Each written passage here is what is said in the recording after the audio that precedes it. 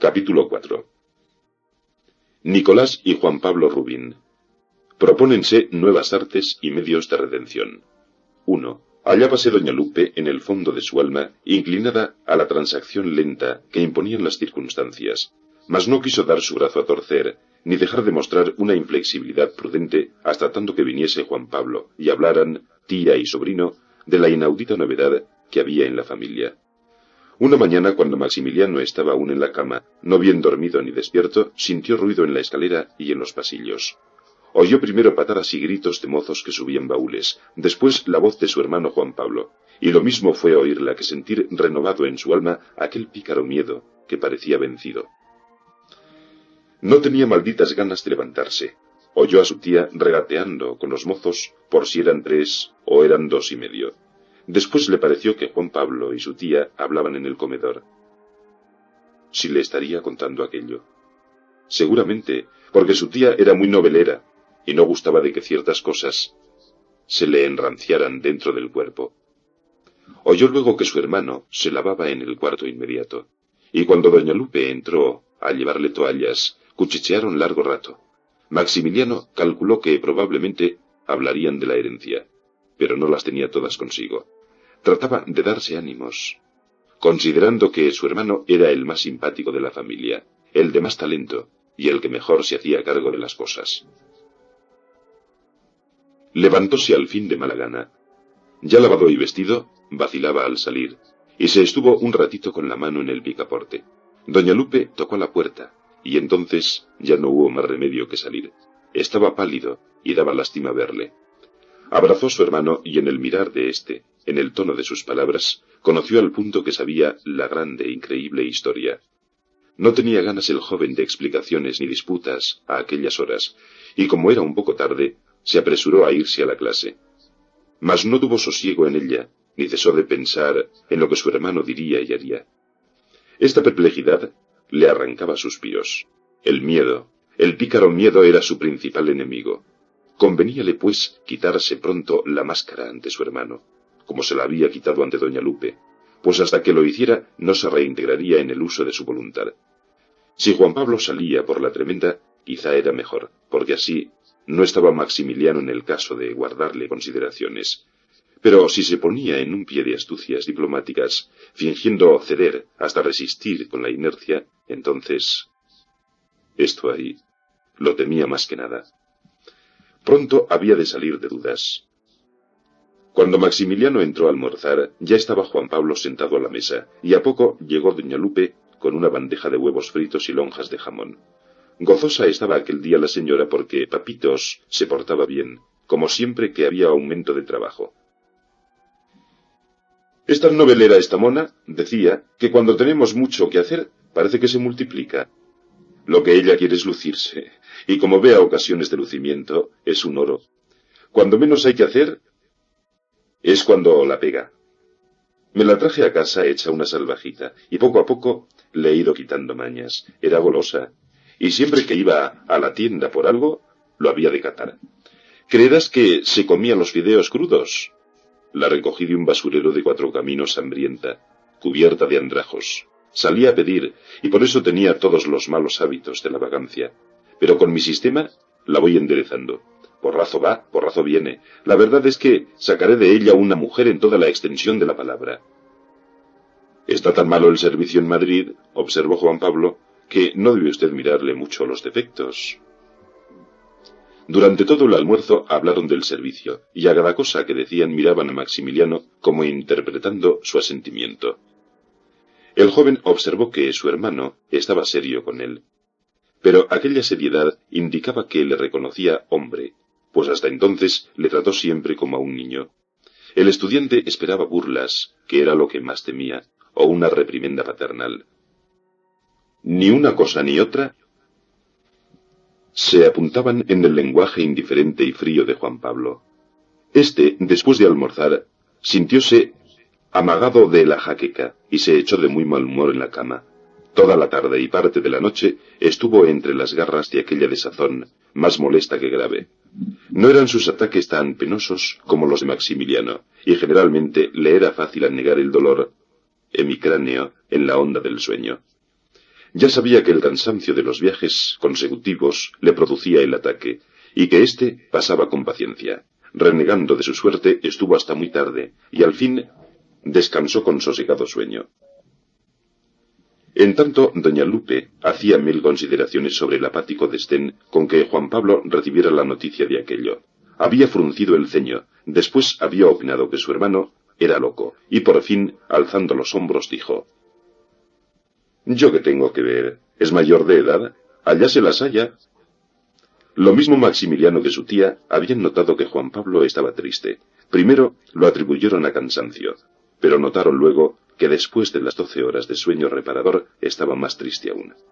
No sostenían ninguna conversación, parecía que nada le interesaba, ni aun la herencia, de la que hablaba poco, aunque siempre en términos precisos. «¿Sabes que tu hermano lo ha tomado con calma?», dijo doña Lupe a Maxi una noche. «¿Qué? El asunto tuyo. 2 veces le he hablado. ¿Y sabes qué hace?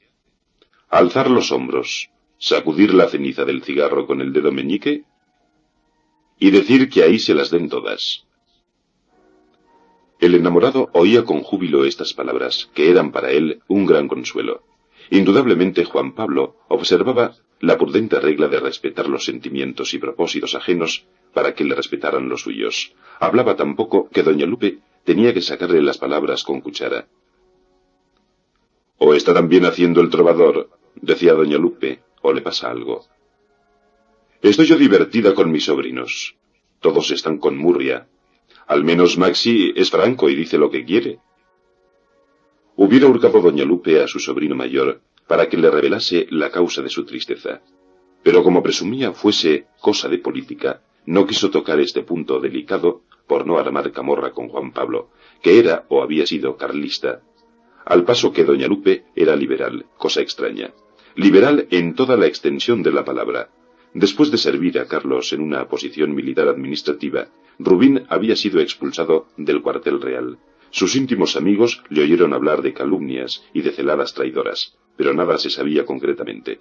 Dejaba escapar de su pecho exclamaciones de ira, juramentos de venganza y apóstrofes de desprecio contra sí mismo.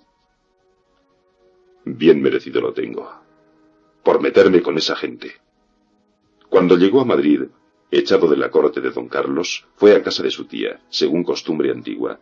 Pero apenas paraba en la casa, dormía fuera, comía también fuera, casi siempre en los cafés o en casa de alguna amiga, y doña Lupe se desazonaba, juzgando con razón que semejante vida no se ajustaba a las buenas prácticas morales y económicas. De repente el misántropo volvió al norte, diciendo que regresaría pronto, y mientras estuvo fuera se supo la muerte de Melitona Llorente.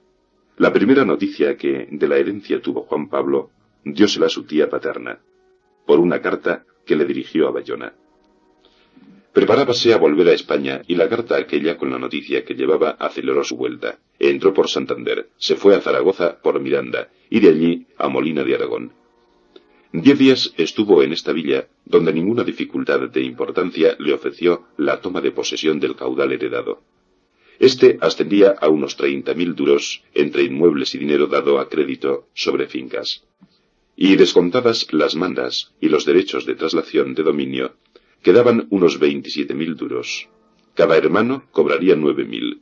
Juan Pablo, al llegar a Madrid, escribió a Nicolás para que también viniese con objeto de estar reunidos los 3 hermanos y tratar de la participación. He dicho que doña Lupe rehuía el hablar de política con Juan Pablo. En realidad ella no entendía jota de política, y si era liberal, éralo por sentimiento, como tributo a la memoria de su Jáuregui, y por respeto al uniforme de miliciano nacional que éste tan gallardamente ostentaba en su retrato. Pero si le hubieran dicho que explicara los puntos esenciales del dogma liberal, se habría visto muy apurada para responder. No sabía más sino que aquellos malditos carcas eran unos indecentes, y que nos querían traer la Inquisición y las caenas. Había respirado aquella señora aires tan progresistas durante su niñez y en los gloriosos 20 años de su unión con Jáuregui, que no quería ni oír hablar de absolutismo. No comprendía cómo su sobrino, un muchacho tan listo, había cometido la borricada de hacerse súbdito de aquel zagalón de don Carlos, un perdido, un zafiote. un déspota en toda la extensión de la palabra. En la cuestión religiosa, las ideas de doña Lupe se adaptaban al criterio de su difunto esposo, que era el más juicioso de los hombres y sabía dar a Dios lo que es de Dios, y al César, etcétera, etcétera. Este estribillo lo repetía muy orgullosamente la viuda siempre que saltaba una oportunidad, añadiendo que creía cuanto la Santa Madre Iglesia manda creer, pero que mientras menos trato tuviera con curas, mejor. Oía su misa los domingos y confesaba muy de tarde en tarde. Mas de este paso regular no la sacaba nadie. Desde un día en que, disputando con su sobrino sobre este tema, se amontonaron los dos y por poco se tiran los trastos a la cabeza, no quiso doña Lupe volver a mentar a los caracundas delante de Juan Pablo. Y cuando le vio venir del cuartel real, corrido y humillado, tuvo la señora una alegría tal que con dificultad podía disimularla.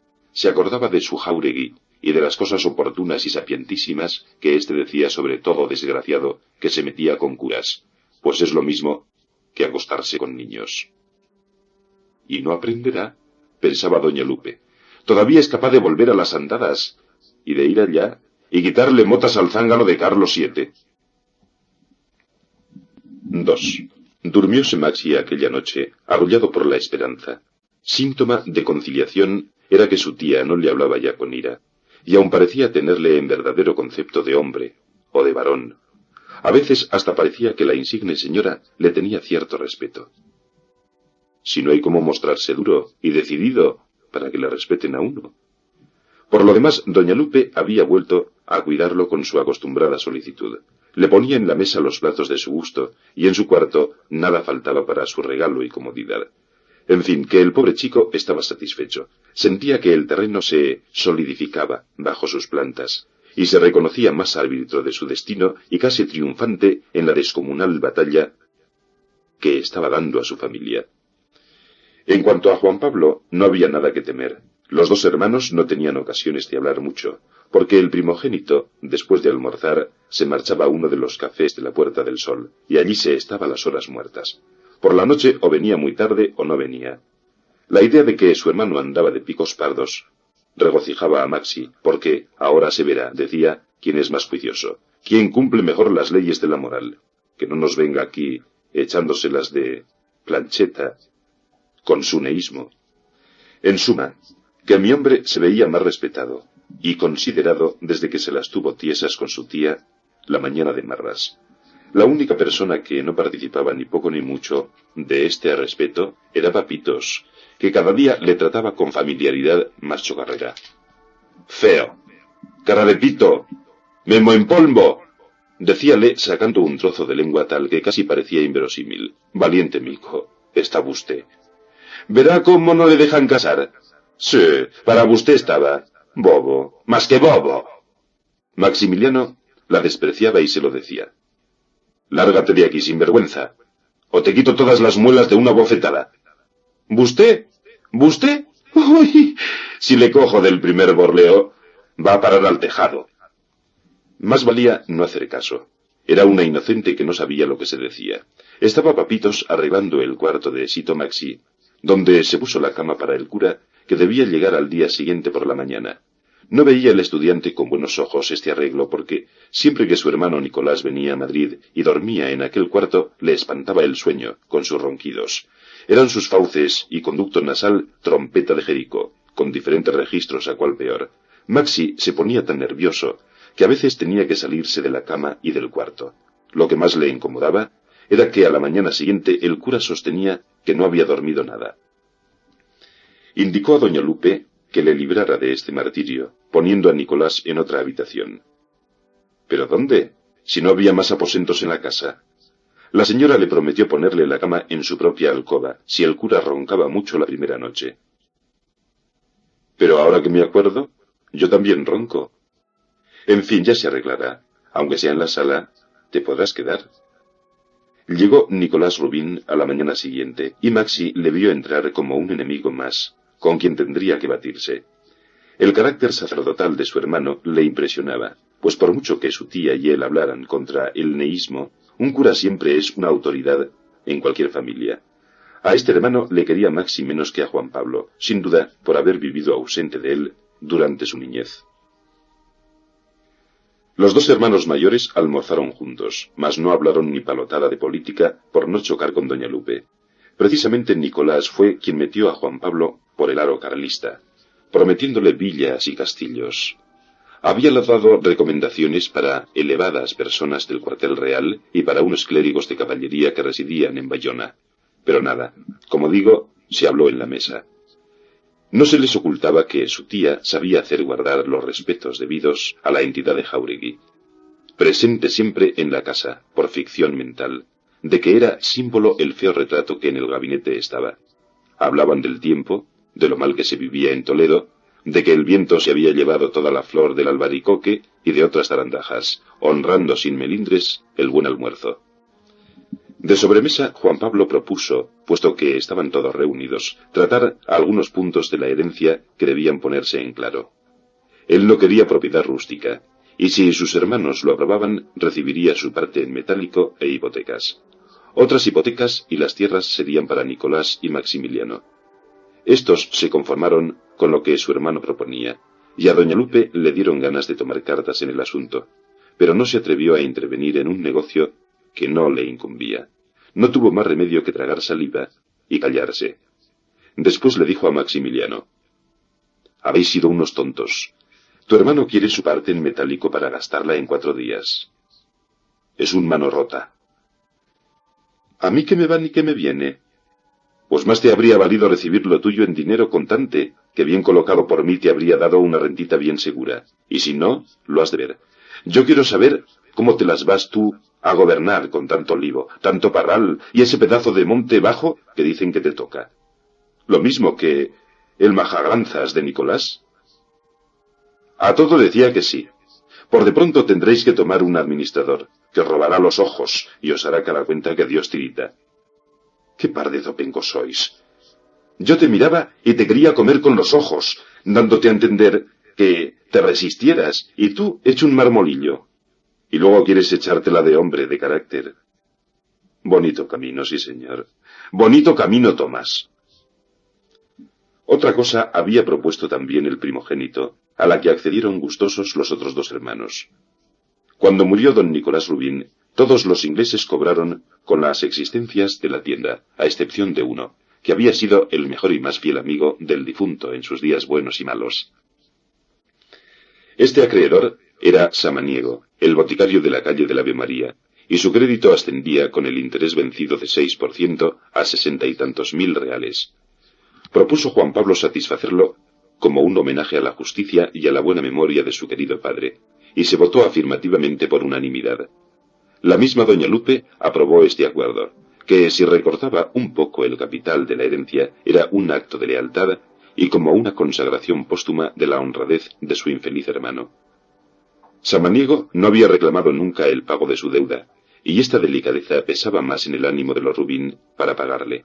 Ambas familias se visitaban a menudo, tratándose con la mayor cordialidad, y aun se llegó a decir que Juan Pablo no miraba con malos ojos a la mayor de las hijas del boticario, llamada Aurora, y de cuyas virtudes, talento y aptitud para el trabajo se hacía toda lenguas doña Lupe.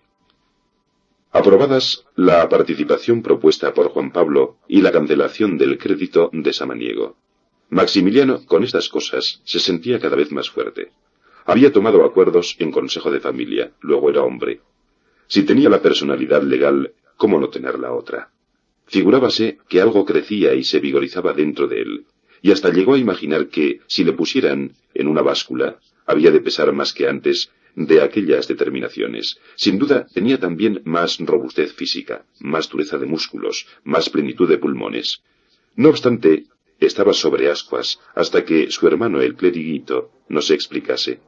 Podría suceder muy bien que, cuando todo iba como una seda, saliese con ciertas mistiquerías propias de su oficio, sacando el Cristo de debajo de la sotana y alborotando la casa.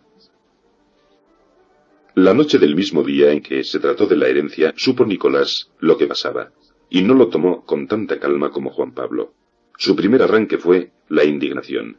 Tomó una actitud consternada y meditabunda, haciendo el papel de hombre entero, a quien no asustan las dificultades y que tiene a gala el presentarles la cara.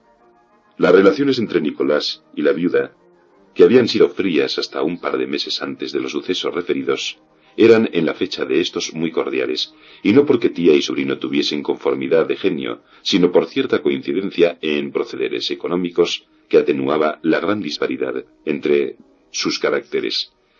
Doña Lupe no había simpatizado nunca con Nicolás, primero, porque las sotanas en general no la hacían feliz, segundo, porque aquel sobrino suyo no se dejaba querer. No tenía las seducciones personales de Juan Pablo, ni la humildad del pequeño. Su fisonomía no era agradable, distinguiéndose por lo peluda, como antes se indicó. Bien decía doña Lupe que, así como el primogénito se llevara todos los talentos de la familia, Nicolás se había adjudicado todos los pelos de ella. Se afeitaba hoy, y mañana tenía toda la cara negra. Recién afeitado, sus mandíbulas eran de color de pizarra. El vello le crecía en las manos y brazos como la hierba en un fértil campo, y por las orejas y narices le asomaban espesos mechones. Diríase que eran las ideas que, cansadas de la oscuridad del cerebro, se asomaban por los balcones de la nariz y de las orejas a ver lo que pasaba en el mundo. Cargábanle a doña Lupe sus pretensiones sermonarias y cierta grosería entremezclada con la soberbia clerical. Las relaciones entre una y otro eran puramente de fórmula, hasta que a Nicolás, en uno de los viajes que hizo a Madrid, se le ocurrió entregar a la tía sus ahorros para que se los colocara. Y véase aquí cómo se estableció entre estas dos personas una corriente de simpatía convencional que había de producir la amistad. Era como dos países separados por esenciales diferencias de raza y antagonismos de costumbres y unidos luego por un tratado de comercio. Lo contrario pasó entre Juan Pablo y doña Lupe. Esta le tuvo en otro tiempo mucho cariño y apreciaba sus grandes atractivos personales, pero ya le iba dando de lado en sus afectos. No le perdonaba sus hábitos de despilfarro y el poco aprecio que hacía del dinero, gastándolo tan sin sustancia.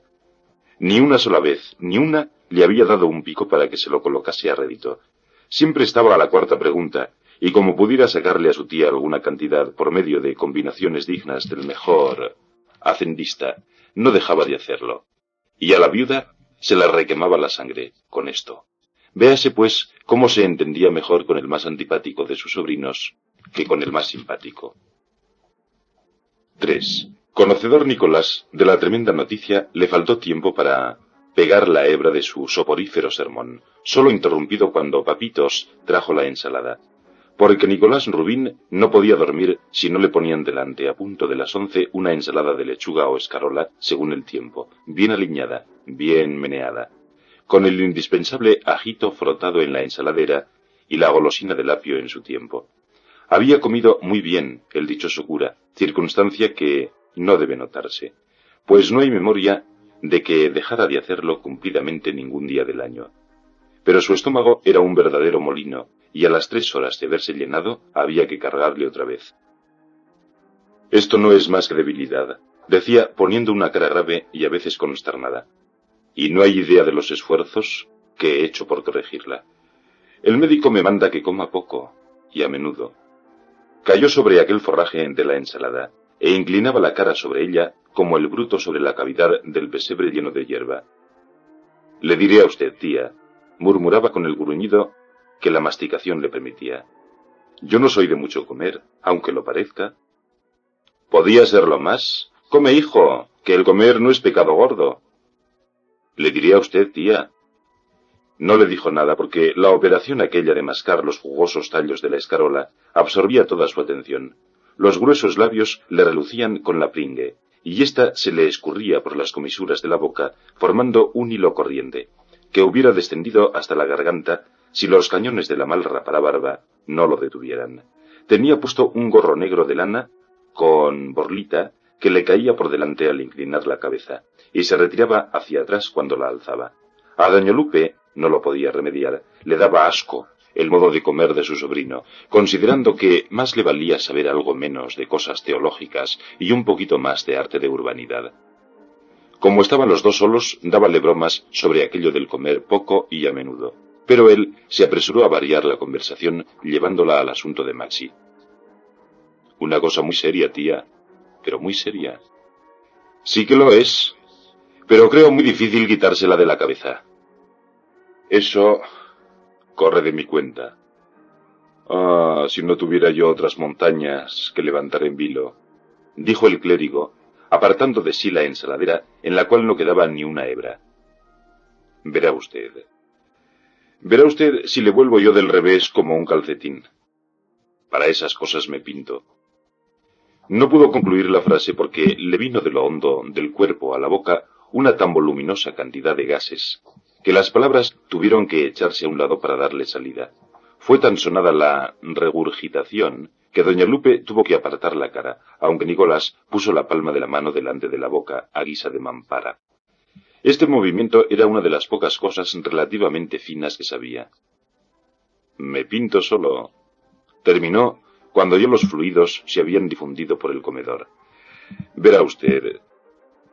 En cuanto llegue le echo el toro. Oh, es muy fuerte. Me parece que ya está ahí. Oyóse la campanilla y la misma doña Lupe abrió a su sobrino. Lo mismo fue entrar en el comedor que conocer en la cara impertinente de su hermano que ya sabía aquello. No le dio Nicolás tiempo a prepararse, porque de buenas a primeras le embocó de este modo. Siéntese usted aquí, caballerito, que tenemos que hablar. Vaya, que me ha dejado frío lo que acabo de saber. Estamos bien. Con que... La mano tiesa volvió a ponerse delante de la boca a punto que se atascaban las palabras, sufriendo la cabeza como una trepidación. Con que aquí hace cada cual lo que le da la gana, sin tener en cuenta las leyes divinas ni humanas y haciendo mangas y capirotes de la religión, de la dignidad de la familia. Maximiliano, que al principiar el réspice estaba anonadado, se rehizo de súbito, y todas las fuerzas de su espíritu se pronunciaron con varonil arranque. Tal era el síntoma característico del hombre nuevo que en él había surgido. Roto hielo de la cortedad, desde el momento en que la tremenda cuestión salía a la vista pública, le brotaban del fondo del alma aquellos alientos grandes para su defensa. Discutir, eso no, pero lo que es obrar sí, o al menos demostrar con palabras breves y enfáticas su firme propósito de independencia. «Bah», exclamó apartando la vista de su hermano con un movimiento desdeñoso de la cabeza. «No quiero oír sermones». «Yo sé bien lo que debo hacer», dijo, y levantándose se marchó a su cuarto. «Bien, muy bien», murmuró el cura quedándose corrido y mirando a doña Lupe y a Papitos, la cual se pasmaba de aquel mirar que parecía una consulta. «Y qué mal educadito. Y qué rabiosito se ha vuelto. Bien. Muy bien. Pero muy...». Un metro cúbico de gas se precipitó a la boca con tanta violencia que Nicolás tuvo que ponerse tieso para darle salida franca. Y a pesar de lo furioso que estaba, supo cuidar de que la mano desempeñara su obligación. Doña Lupe también parecía indignada, aunque si se hubiera ido a examinar bien el interior de la digna señora, se habría visto que, en medio del enojo que su dignidad le imponía, nacía tímidamente un sentimiento extraño de regocijo por aquella misma independencia de su sobrino. Si sería efectivamente un hombre, un carácter entero. Siempre le disgustó a ella que fuera tan encogido y para poco. ¿Por qué no se había de alegrar de ver en él un rasgo siquiera de personalidad árbitra de sí misma? Hay que ver por dónde sale este de Monches de chico, pensaba con cierta travesura. ¿Y qué geniazo va sacando? Pero muy bien, perfectamente bien, dijo el cura apoyando las manos en los brazos del sillón para enderezar el cuerpo. Verás ahora, grandísimo piruétano, cómo te pongo yo las peras a cuarto. Tía, buenas noches. Ahora va a ser la gorda. Acostados los dos hablaremos. Encerróse Nicolás en su alcoba, que era la de su hermano, y ambos se metieron en la cama. Doña Lupe se puso fuera a escuchar. Al principio no oyó más que el crujir de los hierros de la cama del clérigo, que era muy mala y endeble, y en cuanto se movía el desgraciado ocupador de ella, volvíase toda una pura música, la que, unida al ruido de los muelles del colchón veterano, hubiera quitado el sueño a todo hombre que no fuese Nicolás Rubín. Después oyó doña Lupe la voz de Maxi, opaca, pero entera y firme. Nicolás no le dejaba meter baza, pero el otro se las tenía tiesas. terrible duelo entre el sermón y el lenguaje sincero de los afectos. Ponía singular atención doña Lupe a la voz del sietemesino, y se hubiera alegrado de oír algo estupendo, categórico y que se saliera de lo común. Pero no podía distinguir bien los conceptos porque la voz de Maxi era muy apagada y parecía salir de la cavidad de una botella. En cambio, los gritos del cura se oían claramente desde el pasillo. «Miren por dónde sale ahora este», pensó doña Lupe, volviendo la cara con desdén. «¿Qué tendrán que ver Santo Tomás? Ni el padre Suárez con...». Al fin dejó de oírse la voz cavernosa del sacerdote, y en cambio se percibió un silbido rítmico al que siguieron pronto mugidos como los del aire filtrándose por los huecos de un torreón en ruinas. «Ya está roncando ese», dijo doña Lupe retirándose a su alcoba. «¿Qué noche va a pasar el otro pobre?». Serían las 9 de la mañana siguiente cuando Nicolás pidió a Papitos su chocolate. Salió del cuarto con la cara muy mal lavada, y algunas partes de ella parecían no haber visto más agua que la del bautismo. «¿Ese chocolate?», preguntó en el comedor, resobándose las manos una con otra, como si quisiera sacar fuego de ellas. «Ahora mismo». El chocolate había de ser con canela, hecho con leche, por supuesto, y en ración de 2 onzas. Le habían de acompañar un bollo de tahona, varios bizcochitos y agua con azucarillo. Y aún decía Nicolás que tomaba chocolate no por tomarlo, sino nada más que por fumarse un cigarrillo encima. «¿Y qué resultó anoche?», preguntó doña Lupe al ponerle delante todo aquel cargamento. «Pues nada, que no hay quien le apee», respondió el clérigo, sumergiendo el primer bizcochito en el espeso líquido. «Lo que usted decía. No es posible quitárselo de la cabeza, una de dos, o matarle o dejarle. Y como no lo hemos de matar, al fin convinimos en que yo vería hoy a esa cabra loca. No me parece mal. Y según la impresión que me haga, determinaremos». «¿Vais juntos?». «No, yo solo. Quiero ir solo. Además, él está hoy con jaqueca». «¿Con jaqueca? Pobrecito». Doña Lupe corrió a ver a Maximiliano, que después de empezar a vestirse había tenido que echarse otra vez en la cama. Provocado sin duda por las emociones de aquellos días, por el largo debate con su hermano Nicolás, y más aún quizá por los insufribles ronquidos de éste, apareció el temido acceso. Desde medianoche sintió Maxi un entorpecimiento particular dentro de la cabeza, acompañado del presagio del mal. La atonía siguió con el deseo de sueño no satisfecho, y luego una punzada detrás del ojo izquierdo, la cual se aliviaba con la compresión bajo la ceja. El paciente daba vueltas en la cama, buscando posturas sin encontrar la del alivio. Resolvíase luego la punzada en dolor gravitativo, extendiéndose como un cerco de hierro por todo el cráneo. El trastorno general no se hacía esperar. Ansiedad, náuseas, ganas de moverse, a las que seguían inmediatamente ganas más vivas aún de estarse quieto. Esto no podía ser, y por fin le entraba aquella desazón epiléptica, aquel maldito hormigueo por todo el cuerpo. Cuando trató de levantarse, parecíale que la cabeza se le abría en 2 o 3 cascos, como si había abierto la hucha a los golpes de la mano del almirez. Sintió entrar a su tía. Doña Lupe conocía tan bien la enfermedad que no tenía más que verle para comprender el periodo de ella en que estaba. «¿Tienes ya el clavo?», le preguntó en voz muy baja. «Te pondré láudano». Había aparecido el clavo, que era la sensación de una banquetilla de hierro caliente atravesada desde el ojo izquierdo a la coronilla.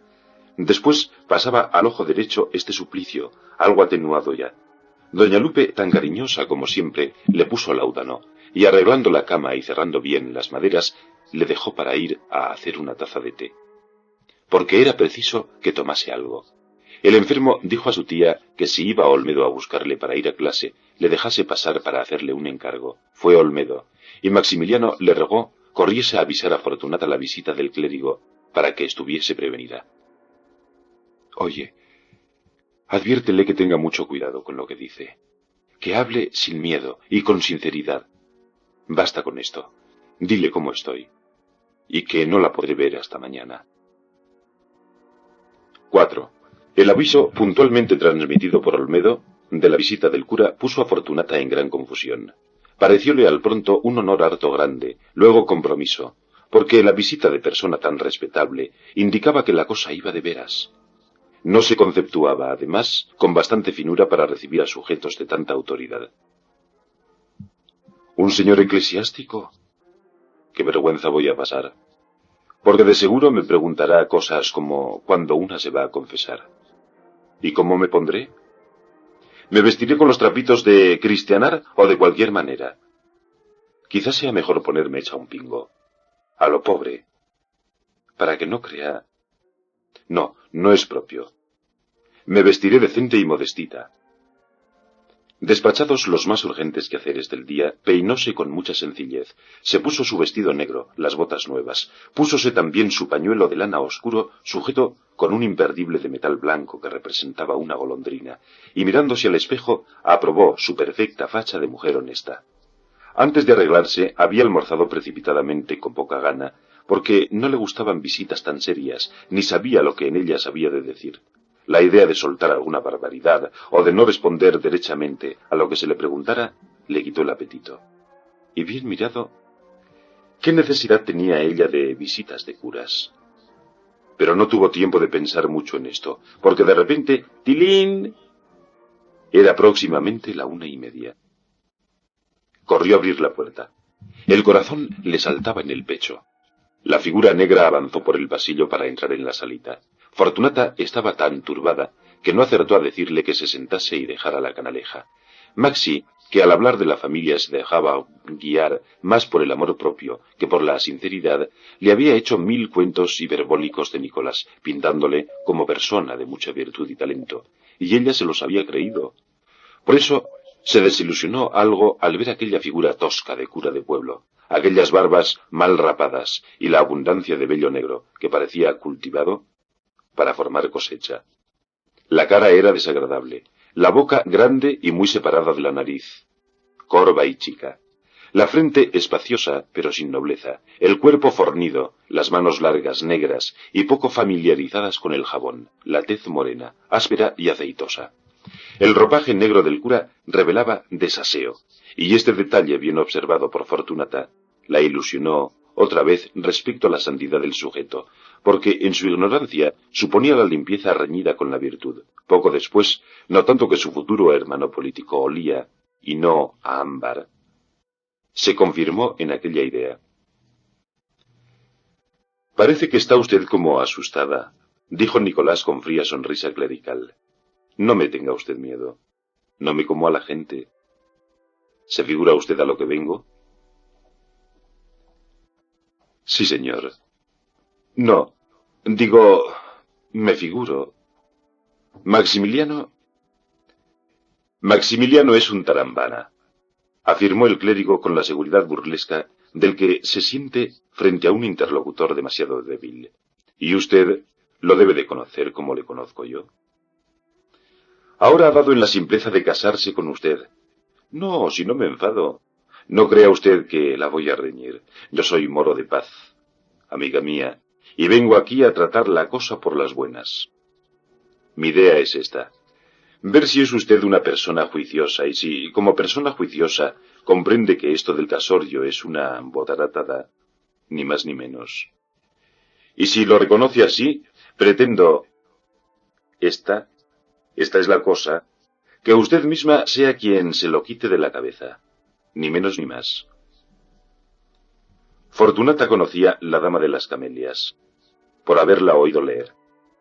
Recordaba la escena aquella del padre suplicando a la dama que le quite de la cabeza al chico la tontería de amor que le degrada, y sintió cierto orgullo de encontrarse en situación semejante. Más por coquetería de virtud que por abnegación aceptó aquel papel que se le ofrecía, y vaya si era bonito. Como no le costaba trabajo desempeñarlo por no estar enamorada, ni mucho menos, respondió en tono dulce y grave: «Yo estoy dispuesta a hacer todo lo que usted me mande». «Bien, muy bien, perfectamente bien», dijo Nicolás, orgulloso de lo que creía un triunfo de su personalidad que se imponía solo con mostrarse. «Así me gusta a mí la gente. Y si le mando que no vuelva a ver más a mi hermano, Que se escape esta noche, para que cuando él vuelva mañana no la encuentre. Al oír esto, Fortunata vaciló. Lo haré, sí señor, contestó al fin, cuidando luego de buscar inconvenientes al plan del sacerdote. Pero, ¿a dónde iré yo que él no venga tras de mí? Al último rincón de la tierra ha de ir a buscarme, porque usted no sabe lo desatinado que está su servidora. Ah, lo sé, lo sé. A buena parte viene. De modo que usted cree que no adelantamos nada con darle esquinazo. Esta es la cosa. Nada, señor. Pero nada. Declaró ella, disgustada ya del papel de dama de las camelias, porque si el casarse con Maximiliano era una solución poco grata a su alma, la vida pública la aterraba en tales términos, que todo le parecía bien antes de volver a ella. ¿Bien? Perfectamente bien, afirmó Nicolás, dándose aires de persona que medita mucho las cosas y razona a lo matemático. Ya tenemos un punto de partida, que es la buena disposición de usted. Esta es la cosa. Respóndame ahora. ¿No tiene usted quien la ampare si rompe con mi hermano? No, señor. ¿No tiene usted familia? No, señor. Pues está usted aviada. De forma y manera, dijo cruzando los brazos y echando el cuerpo atrás, que en tal caso no tiene más remedio que echarse a la buena vida, al amor libre, a... Ya usted me entiende. Sí, señor, entiendo. No tengo más camino, manifestó la joven con humildad. ¿Tremenda responsabilidad para mí?, exclamó el curita, moviendo la cabeza y mirando al suelo, y lo repitió hasta unas 5 veces en tono de púlpito. En aquel instante le vinieron al pensamiento ideas distintas de las que había llevado a la visita, y más conformes con su empinada soberbia clerical. Había ido con el propósito de romper aquellos lazos si la novia de su hermano se prestaba medianamente a ello, pero cuando la vio tan humilde, tan resignada a su triste suerte, entróle apetito de componendas y de mostrar sus habilidades de zurcidor moral. He aquí una ocasión de lucirme, pensó. Si consigo este triunfo, será el más grande y cristiano de que puede vanagloriarse un sacerdote, porque figúrense ustedes que consigo hacer de esta samaritana una señora ejemplar y tan católica como la princesa. Figúrenselo ustedes. Al pensar esto, Nicolás creía estar hablando con sus colegas. Tomaba en serio su oficio de pescador de gente, y la verdad, nunca se le había presentado un pez como aquel. Si lo sacaba de las aguas de la corrupción, ¡qué victoria, señores! ¡Pero qué pesca! En otros casos semejantes, aunque no de tanta importancia, en los cuales había él mangoneado con todos sus ardides apostólicos, alcanzó éxitos de relumbrón, que le hicieron objeto de envidia entre el clero toledano. Sí, el curita Rubín había reconciliado 2 matrimonios que andaban a la greña, había salvado de la prostitución a una niña bonita, había obligado a casarse a 3 seductores con las respectivas seducidas, todo por la fuerza persuasiva de su dialéctica. Soy de encargo para estas cosas. Fue lo último que pensó, hinchado de vanidad y de alegría, como caudillo valeroso que ve delante de sí una gran batalla. Después se frotó mucho las manos murmurando: bien, bien. Esta es la cosa. Era el movimiento inicial del obrero que se aligera las manos antes de empezar una ruda faena, o del cavador que se las escupe antes de coger la azada. Después dijo bruscamente y sonriendo: ¿me permite usted echar un cigarrillo? Sí, señor. Pues no faltaba más, replicó Fortunata, que esperaba el resultado de aquel meditar y del frote de las manos. Pues sí, declaró gravemente Nicolás, chupando su cigarrillo. Me falta valor para lanzarla a usted al mundo malo. Mejor dicho, la caridad y el ministerio que profeso me vedan hacerlo. Cuando un náufrago quiere salvarse, ¿es humano darle una patada desde la orilla? No. Lo humano es alargarle una mano o echarle un palo para que se agarre. Esa es la cosa. Sí, señor, indicó Fortunata, agradecida. Porque yo soy... Iba a decir náufraga, pero temiendo no pronunciar bien palabra tan difícil, la guardó para otra ocasión, diciendo para sí: no metamos la pata sin necesidad. Pues lo que yo necesito ahora, agregó Rubín, terciándose el manteo sobre las piernas y accionando como un hombre que necesita tener los brazos libres para una gran faena, es ver en usted señales claras de arrepentimiento y deseo de una vida regular y decente. Lo que yo necesito ahora es leer en su interior, en su corazón de usted. Vamos allá. ¿Hace mucho tiempo que no se confiesa usted? La samaritana se puso colorada, porque le daba vergüenza de decir que hacía lo menos 10 o 12 años que no se había confesado. Por fin lo declaró. Perfectamente, dijo Nicolás, acercando su sillón al sofá en que la joven estaba. Le prevengo a usted que tengo mucha experiencia de esto. Hace 5 años que practico el confesonario y que las cazo al vuelo. Quiero decir que a mí no hay mujer que me engañe. Fortunata tuvo miedo, y Nicolás aproximó más el sillón. Aunque estaban solos, ciertas cosas debían decirse en voz baja. Vamos a ver. ¿Quién fue el primero? Preguntó el presbítero, llevándose la mano tiesa a la boca, porque con la pregunta querían salir también ciertos gases. Contó ella lo de Juanito Santa Cruz, pasando no poca vergüenza y dando a conocer la triste historia de una manera incoherente. Abrevie usted. Hay muchos pormenores que ya me lo sé, como me sé el catecismo. Que le dio a usted palabra de casamiento y que usted fue tan boba que se lo creyó, que un día la cogió descuidada y sola. Lo de siempre. Después habrá usted conocido a otros muchos hombres. ¿A cuántos, próximamente? Fortunata miró al techo, haciendo un cálculo numérico. Es difícil decir. Lo que es conocer. El sacerdote se sonrió. Quiero decir, tratar con intimidad. Hombres con quienes ha vivido usted en relaciones de 1 mes, de 2. Esta es la cosa.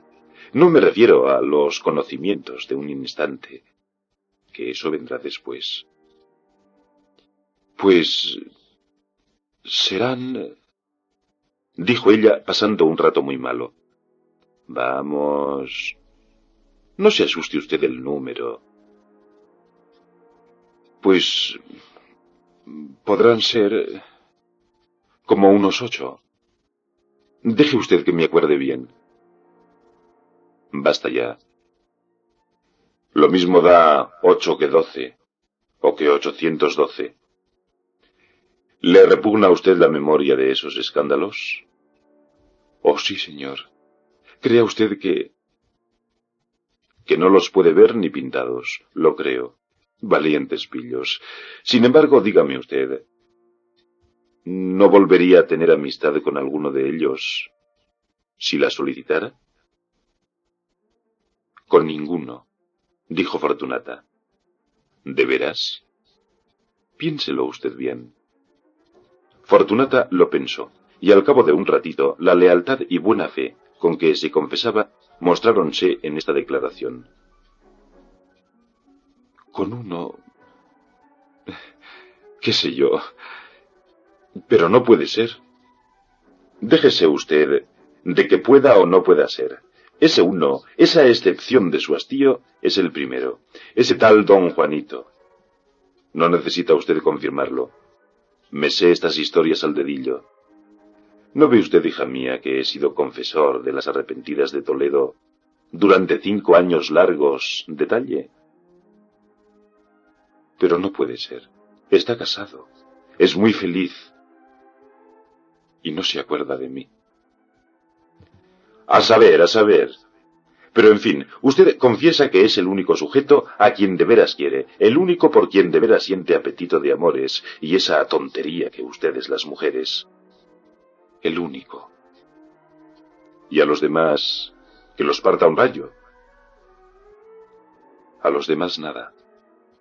¿Y a mi hermano? Esa es la cosa.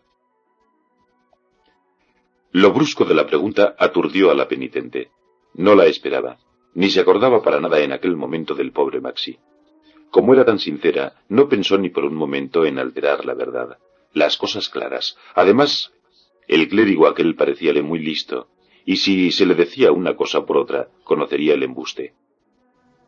Pues, a su hermano de usted tampoco. Perfectamente, dijo el curita, acercando su sillón todo lo más que acercarse podía. 5. Para que ningún malicioso interprete mal las bruscas aproximaciones del sillón de Nicolás Rubín al asiento de su interlocutora, conviene hacer constar de una vez que era hombre de temple fortísimo, o más propiamente hablando, frigidísimo.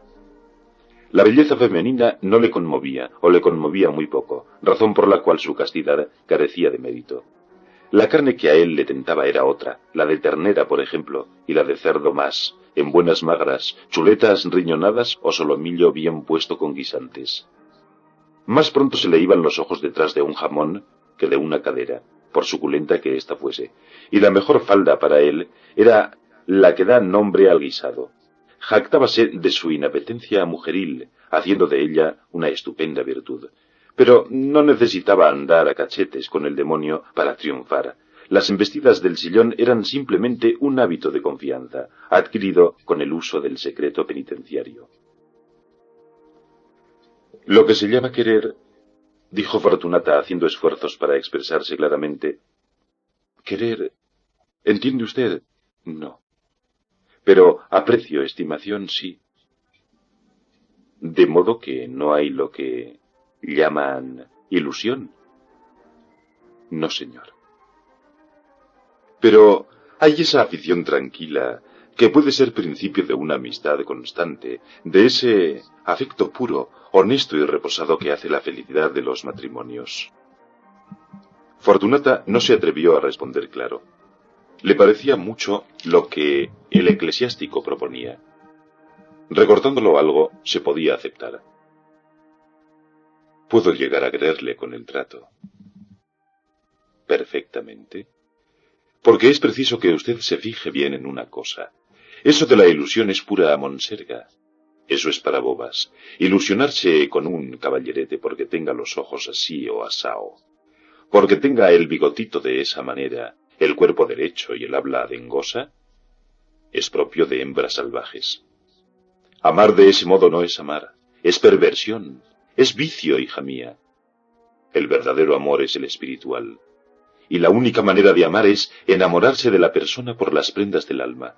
Las mujeres de estos tiempos se dejan pervertir por las novelas y por las ideas falsas que otras mujeres les imbuyen acerca del amor. Patraña y propaganda indecente que hace Satanás, por mediación de los poetas novelistas y otros holgazanes. Diránle a usted que el amor y la hermosura física son hermanos, y le hablarán a usted de Grecia y del naturalismo pagano. No haga usted caso de patrañas, hija mía. No crea en otro amor que en el espiritual, o sea, en las simpatías de alma con alma. La prójima adivinaba más que entendía esto, que era contrario a sus sentimientos, pero como lo decía un sabio, no había más remedio que contestar a todo que sí. Viendo que hacía indicaciones afirmativas con la cabeza, el cura se animaba, añadiendo con énfasis: sostener otra cosa es renegar del catolicismo y volver a la mitología. Esta es la cosa. Claro, apuntó la joven, pero en su interior se preguntaba qué quería decir aquello de la mitología, porque de seguro no sería cosa de mitones. Aquel clérigo, arreglador de conciencias, que se creía médico de corazones dañados de amor, era quizá la persona más inepta para el oficio a que se dedicaba, a causa de su propia virtud estéril y glacial, condición negativa que, si le apartaba del peligro, cerraba sus ojos a la realidad del alma humana. Practicaba su apostolado por fórmulas rutinarias, o rancios aforismos de libros escritos por santos, a la manera de él, y había hecho inmensos daños a la humanidad arrastrando a doncellas incautas a la soledad de un convento. tramando casamientos entre personas que no se querían, y desgobernando, en fin, la máquina admirable de las pasiones. Era como los médicos que han estudiado el cuerpo humano en un atlas de anatomía. Tenía recetas charlatánicas para todo, y las aplicaba al buen tuntún, haciendo estragos por donde quiera que pasaba. De esta manera, hija mía, añadió lleno de fatuidad, puede darse el caso de que una mujer hermosa llegue a amar entrañablemente a un hombre feo. El verdadero amor, fíjese usted en esto, y estámpelo en su memoria, es el de alma por alma. Todo lo demás es obra de la imaginación, la loca de la casa. A Fortunata le hizo gracia esta figura. ¿Quién hace caso de la imaginación?, prosiguió él, oyéndose, y muy satisfecho del efecto que creía causar. Cuando la loca le alborote a usted, no se dé por entendida, hija. ¿Haría usted caso de una persona que pasara ahora por la calle diciendo disparates? Pues lo mismo es, exactamente lo mismo. A la imaginación se le mira con desprecio, y se hace lo contrario de lo que ella inspira. Comprendo que usted, por la vida mala que ha llevado y por no haber tenido a su lado buenos ejemplos, no podrá durante algún tiempo meter en cintura a la loca de la casa. Pero aquí estamos para enseñarla. Aquí me tiene a mí, y me parece que sé lo que traigo entre manos. Empecemos. Para que usted sea digna de casarse con un hombre honrado, lo primerito es que me vuelva los ojos a la religión, empezando por edificarse interiormente. Sí, señor, respondió humildemente la prójima, que entendía lo de la religión, pero no lo de la edificación. Para ella, edificar era lo mismo que hacer casas. Bien. ¿Está usted dispuesta a ponerse bajo mi dirección y a hacer todo lo que yo la mande?, propuso el cura con la hinchazón de vanidad que le daba a aquel papel sublime de lañador de almas cascadas. Sí, señor. ¿Y cómo estamos de doctrina cristiana? Dijo esto con un tonillo de superioridad impertinente, lo mismo que dicen algunos médicos. A ver la lengua. Yo... La doctrina... replicó la penitente temblando. Muy mal. No sé nada. El capellán no hizo aspavientos. Al contrario, le gustaba que sus catecúmenos estuvieran rasos y limpios de toda ciencia, para poder él enseñárselo todo. Después meditó un rato, las manos cruzadas y dando vuelta a los pulgares uno sobre otro. Fortunata le miraba en silencio. No podía dudar de que era hombre muy sabedor de cosas del mundo y de las flaquezas humanas, y pensó que le convenía ponerse bajo su dirección. En aquel momento hallábase bajo la influencia de ideas supersticiosas, adquiridas en su infancia respecto a la religión y al clero. Su catecismo era harto elemental, y se reducía a 2 o 3 nociones incompletas, el cielo y el infierno, padecer aquí para gozar allá, o lo contrario. Su moral era puramente personal, intuitiva y no tenía nada que ver con lo poco que recordaba de la doctrina cristiana. Formó del hermano de Maxi buen concepto, porque se lavaba poco y sabía mucho, y no reñía a las pecadoras, sino que las trataba con dulzura, ofreciéndoles el matrimonio, la salvación, y hablándoles del alma y otras cosas muy bonitas. Todo depende de que usted sepa mandar a paseo a la loquilla, continuó Nicolás, saliendo de su abstracción.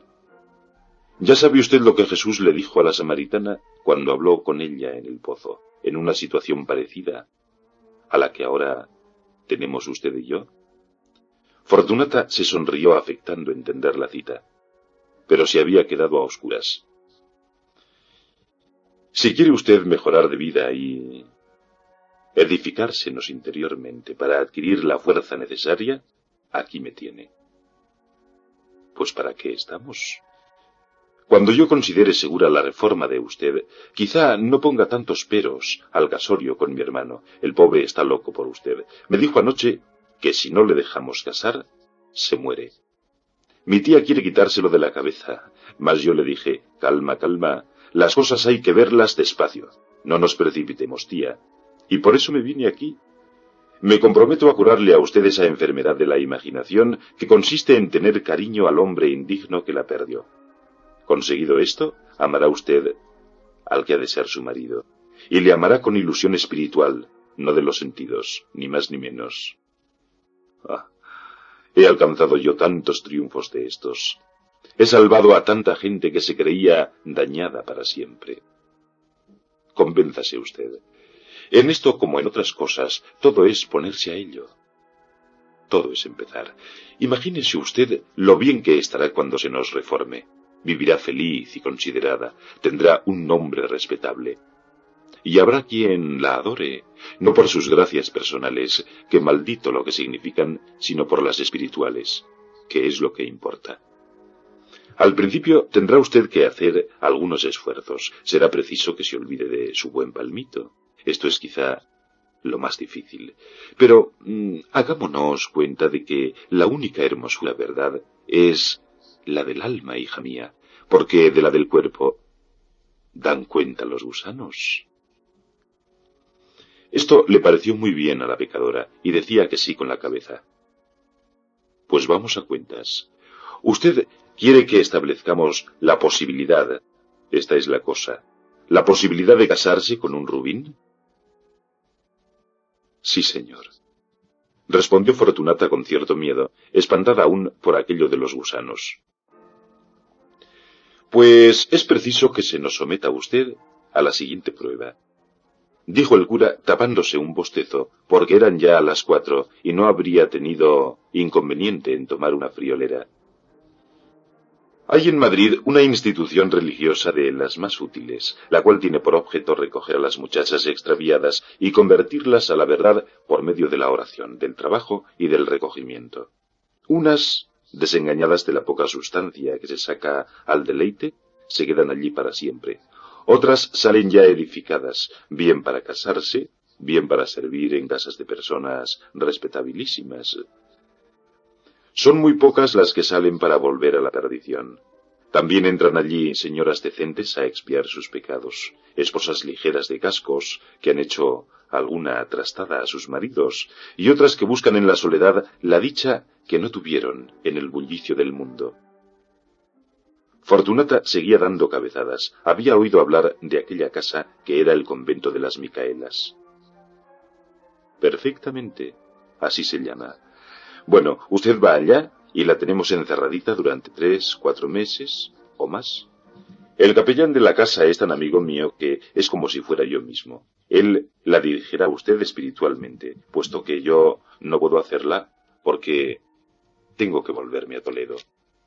Pero siempre que venga a Madrid he de ir a tomarle el pulso y a ver cómo anda esa educación, sin perjuicio de que antes de entrar en el convento le he de dar a usted un buen recorrido de doctrina cristiana, para que no se nos vaya allá enteramente cerril. Si pasado un plazo prudencial me resulta usted en tal disposición de espíritu que yo la crea digna de ser mi hermana política, podría quizá llegar a serlo. Yo le respondo a usted de que, como este indigno capellán dé el pase, toda la familia dirá amén. Estas palabras fueron dichas con sencillez y dulzura.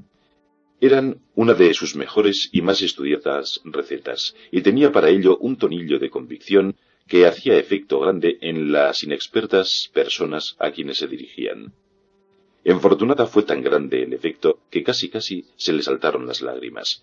Indudablemente era muy de agradecer el interés que aquel bondadoso apóstol de Cristo se tomaba por ella, y todo sin regaños, sin manotadas, tratándola como un buen pastor trataría a la más querida de sus ovejas.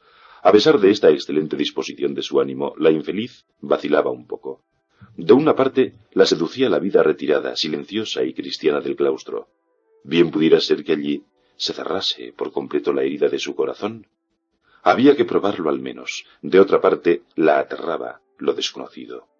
Las monjas. ¿Cómo serían las monjas? ¿Cómo la tratarían?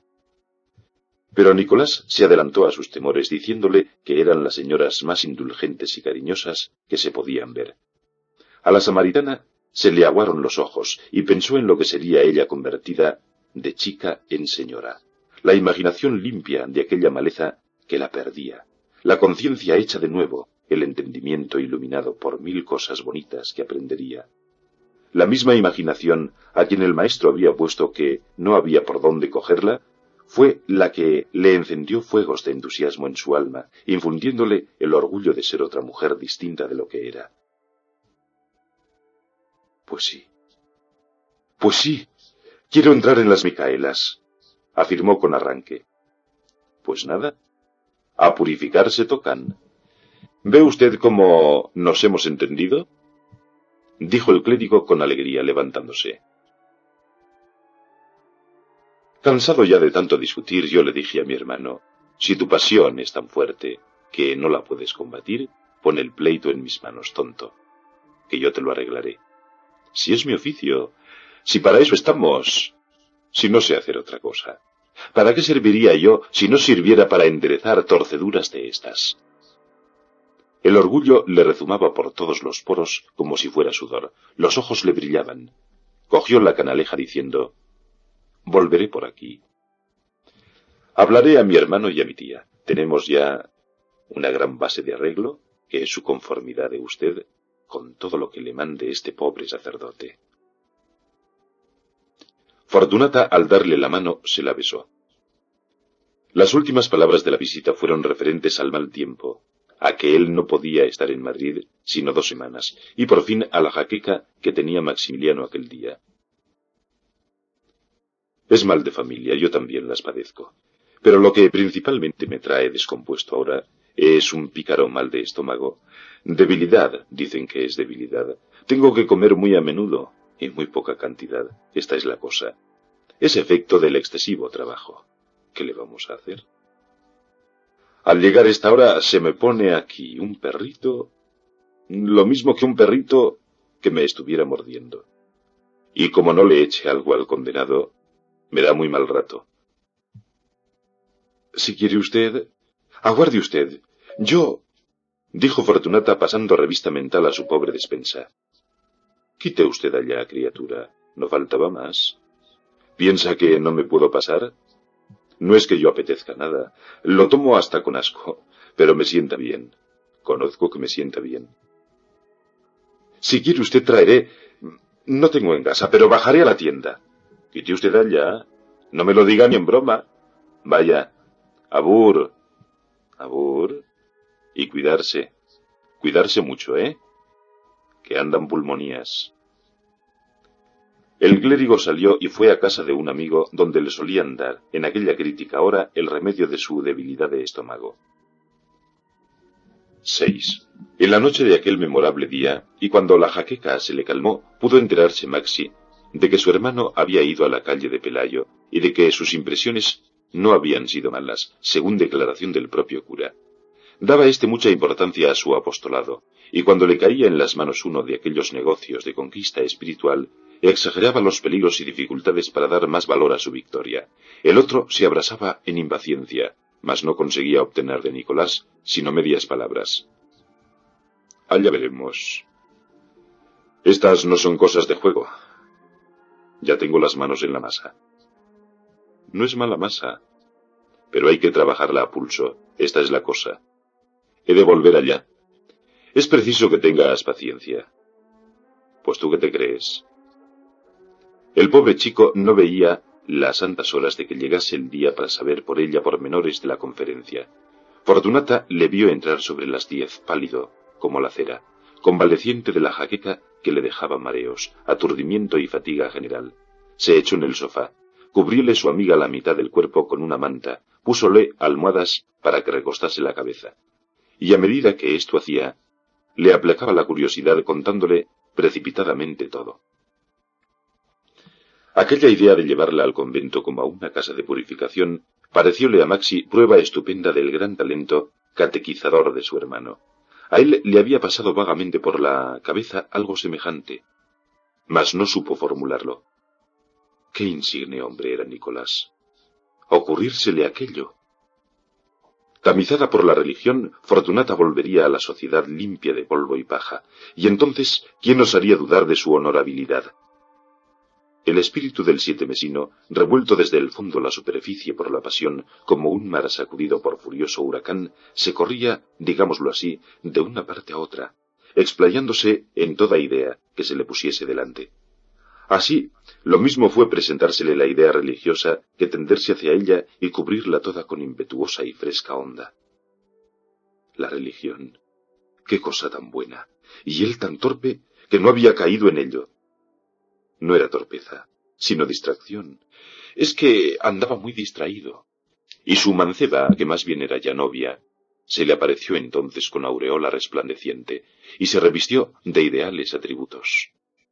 Creeríase que el amor que le inspiraba se iba a depurar aún más, haciéndose tan sutil como aquel que dicen le tenía Dante a Beatriz, o el Petrarca por Laura, que también era amor de lo más fino. Nunca había sido Maximiliano muy dado a lo religioso, pero en aquel instante le entraron de sopetón en el espíritu unos ardores de piedad tan singulares, unas ganas de tomarse confianzas con Cristo o con la Santísima Trinidad, y aun con tal o cual santo, que no sabía lo que le pasaba. El amor le conducía a la devoción, como le habría conducido a la impiedad, si las cosas fuesen por aquel camino. También le pareció el plan de su hermano que el gozo le reprodujo el dolor de cabeza, aunque levemente. Comprimiéndose con 2 dedos de la mano la ceja izquierda, habló a Fortunata de lo buenas que debían de ser aquellas madres micaelas, de lo bonito que sería el convento y de las preciosas y utilísimas cosas que allí aprendería, soltando como por ensalmo la cáscara amarga y trocándose en señora, sí, en señora tan decente que habría otras lo mismo, pero más no, más no. A Fortunata se le comunicó el entusiasmo. La religión. Tampoco ella había caído en esto. Cuidado que no ocurrírsele una cosa tan sencilla. Lo particular era que veía su purificación como se ve un milagro cuando se cree en ellos, como convertir el agua en vino o hacer de 4 peces 40. Dime una cosa, preguntó a Maxi, acordándose de que era bella. ¿Y me pondrán tocas blancas? Puede que sí, replicó él con seriedad. No puedo asegurártelo, pero es fácil que sí te las pongan. Fortunata cogió una toalla y echándosela por la cabeza, se fue a mirar al espejo. Acordóse entonces de una cosa esencial, esto es que en la nueva existencia la hermosura física no valía un pito, y que lo que importaba y tenía valor era la del alma. Observando la cara que tenía Maxi aquel día y lo pálido que estaba, consideró que las prendas morales del joven empezaban a transparentarse en su rostro, haciéndolo menos desagradable. Entrevió una mudanza radical en su manera de ver las cosas. ¿Quién sabe?, se dijo. ¿Quién sabe lo que pasará después de estar allí, tratando con las monjas, rezando y viendo a todas horas la custodia? De seguro me volveré otra sin sentirlo. Yo saco la cuenta de lo bueno que puede sucederme por lo malo que me ha sucedido. Calculo que esto es como cuando una teme llegar a la cosa más mala del mundo y dice una, jamás llegaré a eso. ¿Y qué pasa? Que luego llega una y se asombra de verse allí y dice, parecía mentira. Pues lo mismo será con lo bueno, dice una, jamás llegaré tan arriba. Y sin saber cómo, arriba se encuentra. Maximiliano se quedó a almorzar, pero la irritación de su estómago y la desgana hubieron de contenerle en la más prudente frugalidad. Ella, en cambio, tenía buen apetito, porque había trabajado mucho aquella mañana y quizá porque estaba contenta y excitada. De aquí tomó pie el Redentor para hablar de lo mucho que comía su hermano Nicolás. Esto desilusionó un poco a Fortunata, que se quedó como lela, mirando a su amante y deteniendo el tenedor a poca distancia de la boca. Creía ella que los curas de mucho saber y virtud debían de conocerse en el poco uso que hacían del agua y del jabón, y también en que su alimento no podía ser sino hierbas cocidas y sin sal. Toda la tarde estuvieron platicando acerca de la ida al convento, y también sobre cosas relacionadas con la parte material de su existencia futura. En la partición, dijo con cierto énfasis Maximiliano, me tocan fincas rústicas. Mi tía se enfadó porque deseaba para mí el dinero contante. Pero yo no soy de su opinión. Prefiero los inmuebles. Fortunata apoyó esta idea con un signo de cabeza, mas no estaba segura de lo que significaba la palabra inmueble, ni quería tampoco preguntarlo. Ello debía de ser lo contrario de muebles. Maxi la sacó de dudas más tarde, hablando de sus olivares y viñas y de la buena cosecha que se anunciaba, por lo cual vino a entender que inmuebles es lo mismo que decir árboles. También ella prefería las propiedades de campo a todas las demás clases de riqueza. Después que se retiró su amante, se quedó pensando en su fortuna y todo aquel fárrago de olivos, parrales y carrascales que tenía metido en la cabeza le impidió dormir hasta muy tarde, enderezando aún más sus propósitos por la vía de la honradez. A ver qué tal, ¿cómo es? ¿Es guapa? Había preguntado doña Lupe a Nicolás, con vivísima curiosidad. Aunque el insigne clérigo no tenía cierta clase de pasiones, sabía apreciar el género a la vista, hizo con los dedos de su mano derecha un manojo, y llevándolos a la boca, los apartó al instante diciendo: «Es una mujer hasta allí». Doña Lupe se quedó desconcertada. A los peligros ya conocidos debían unirse los que ofrece por sí misma toda belleza superior dentro de la máquina del matrimonio. Las mujeres casadas no deben ser muy hermosas, dijo la señora, promulgando la frase con acento de convicción profunda. Hízole otras 1000 preguntas para aplacar su ardentísima curiosidad. ¿Cómo estaba vestida y peinada? ¿Qué tal se expresaba? ¿Cómo tenía arreglada la casa? Y Nicolás respondía echándoselas de observador. Sus impresiones no habían sido malas, y aunque no tenía bastantes datos para formar juicio del verdadero carácter de la prójima, podía anticipar, fiado en su experiencia, en su buen ojo, y en un cierto no sé qué, presunciones favorables. Con esto la curiosidad de doña Lupe se acaloraba más, y ya no podía tener sosiego hasta no meter su propia nariz en aquel guisado. Visitar a la tal no le parecía digno, habiendo hecho tantos aspavientos en contra suya. Pero estar muchos días sin verla y averiguarle las faltas, si las tenía, era imposible. Hubiera deseado verla por un agujerito. Con el sobrinillo no quería la señora dar su brazo a torcer, y siempre se mostraba intolerante, aunque ya con menos fuego. Parecióle buena la idea aquella de purificarla en las Micaelas, y aunque a nadie lo dijo, para sí consideraba aquel camino como el único que podía conducir a una solución. Rabiaba por echarle la vista encima al basilisco. Como su sobrino no le decía que fuera a verla, este silencio hacíala rabiar más. Un día ya no pudo contenerse, y cogiendo descuidado a Maxi en su cuarto, le embocó esto de buenas a primeras. «No creas que voy a rebajarme a eso». «¿A qué, señora?» «A visitar a tu...» No puedo pronunciar ciertas palabras. Me parece indecoroso que yo vaya allá, a pesar de todos esos proyectos de elegía eclesiástica que le vais a dar. Señora, si yo no he dicho a usted nada. Te digo que no iré, no iré. Pero tía, no hay tía que valga. No me lo has dicho, pero lo deseas. ¿Crees que no te leo yo los pensamientos? ¿Qué podrás tú disimular delante de mí? Pues no te sales con la tuya. Yo no voy allá, sino en el caso de que me llevéis atada de pies y manos. Pues la llevaremos atada de manos y pies, dijo Maxi riendo. Lo deseaba, sí, pero como tenía su criterio formado y su invariable línea de conducta trazada, no daba un valor excesivo a lo que de la visita pudiera resultar. Véase por dónde la fuerza de las circunstancias había puesto a doña Lupe en una situación subalterna, y el pobre chico, que meses antes no se atrevía a chistar delante de ella, miraba a su tía de igual a igual. La dignidad de su pasión había hecho del niño un hombre, y como el plebeyo que se ennoblece miraba a su antiguo autócrata con respeto, pero sin miedo. Como Nicolás visitaba algunos días a Fortunata para enseñarle la doctrina cristiana, doña Lupe se ponía furiosa. Tantas idas y venidas, decía ella, que le tenían revuelto el estómago. Pero el sentimiento que verdaderamente la hacía chillar era como envidia de que fuese Nicolás, y no pudiera ir ella. Por este motivo andaban tía y sobrino algo desavenidos. Corría marzo, y el día de San José dijo Nicolás en la mesa: «Tía, ya hay fresa». Pero la indirecta no hizo efecto en la económica viuda. Volvió a la carga el clérigo en diferentes ocasiones. «¿Qué fresa más rica he visto hoy?»